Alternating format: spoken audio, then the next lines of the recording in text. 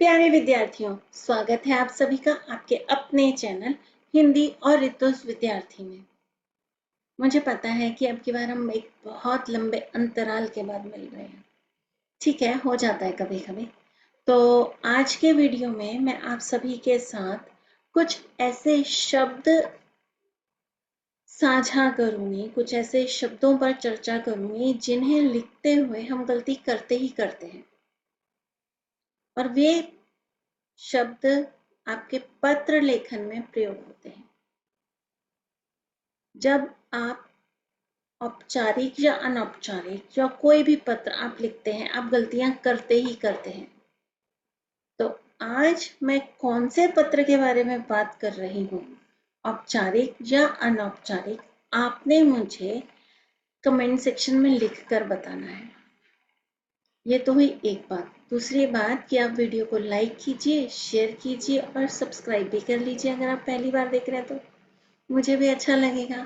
तो चलिए शुरू करते हैं आज का वीडियो। तो मैं स्क्रीन शेयर करती हूँ और आप ध्यान से देखिएगा। तो ये देखिए, मैंने हेडिंग में लिखा है पत्र के लिए मुख्य शब्द, यानी कि कुछ शब्द जो मुख्य रूप से पत्र में प्रयोग होते ही होते हैं और आप उन्हें गलत लिखते ही लिखते हैं। कई ऐसे शब्द हैं जो छूट गए हैं, पर मुझे लगा कि इन पर तो अभी चर्चा की ही जाए। सबसे पहले आपको पत्र लेखन लिखते समय प्रश्न को ध्यान से पढ़ना है कि वह पत्र आपको प्रधानाचार्य को लिखना है या प्रधानाचार्या जी को लिखना है। तो ये है पुल्लिंग और ये है स्त्रीलिंग, इतना तो आपको पता ही है।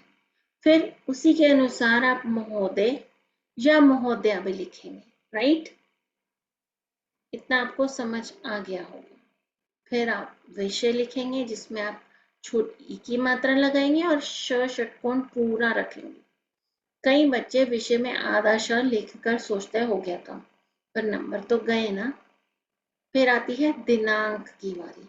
आप क्या करते हैं, आप ना यहाँ पर अनुस्वार लगाना भूल जाते हैं, आप लिख देते हैं दिनांक, जबकि सही शब्द है दिनांक। एक और शब्द है जो मैं लिखना भूल गई, दैट इज परीक्षा।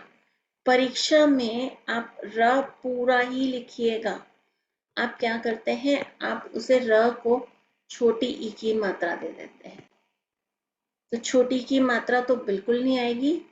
परीक्षा में र पर बड़ी ई की मात्रा ही आएगी। उसके बाद हम आगे बढ़ते हैं। तो अगले शब्द हैं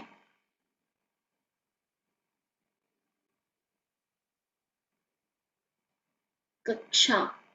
कई बच्चे अभी भी कक्षा को ना ऐसे लिखते हैं, जो गलत है। फिर उसके बाद पढ़ता या पढ़ती, अगर आप लड़के हैं तो आप पढ़ता लिखोगे और अगर आप लड़की हैं तो पढ़ती लिखोगे, पर उसमें आपको ढ लिखना है, ढ। फिर उसके बाद नहीं, नो, जिसमें आप बिंदी लगाना तो भूल ही जाते हैं। फिर अगला शब्द है इसलिए। इसलिए में आप क्या करते हैं, आप उसमें लगा देते हैं बड़ी ई की मात्रा, जबकि उसमें हमेशा आती है छोटी ई की मात्रा। तो यहाँ पर जितने भी शब्द मैंने लिखे हैं वे सभी सही हैं। आप इन्हें कॉपी भी कर सकते हैं और आप स्क्रीनशॉट भी ले सकते हैं। उसके बाद है कृपा कीजिए। क के नीचे ऋषि की मात्रा है, कृपा कीजिए। क पर बड़ी ई, ज पर छोटी ई, भूलिएगा नहीं। उसके बाद एक सबसे बड़ी समस्या, आप भवदीय तो होगा मेल, पुल्लिंग, भवदिया फीमेल, स्त्रीलिंग। आप लोग क्या करते हैं, इसमें भी छोटी ई की मात्रा लगा देते हैं, जबकि इसमें आती है बड़ी ई की मात्रा। भूलिएगा नहीं इस बात। और उसके बाद आपको लिखना होता है, या तो आप अपना नाम लिखते हैं अगर प्रश्न में आपको एक नाम दिया गया है, नहीं तो आप क ख ग लिखते हैं। तो आपको इस लाइन को पूरा छोड़ना है और आपको यहाँ पर ही नाम लिखना है, या क ख ग लिखना है। आपको यहाँ पर भवदीय या भवदिया के समक्ष सामने कुछ नहीं लिखना। आशा करती हूँ कि आपको यह वीडियो पसंद आया होगा। अगर पसंद आया है तो लाइक कीजिए, शेयर कीजिए, सब्सक्राइब कीजिए और कमेंट सेक्शन में मुझे लिखकर बताइए कि ये पत्र का कौन सा रूप था जिस पर अभी हमने चर्चा की, औपचारिक या अनौपचारिक। चलिए अगले वीडियो में मिलते हैं। Bye bye. अपना ध्यान रखिएगा। धन्यवाद।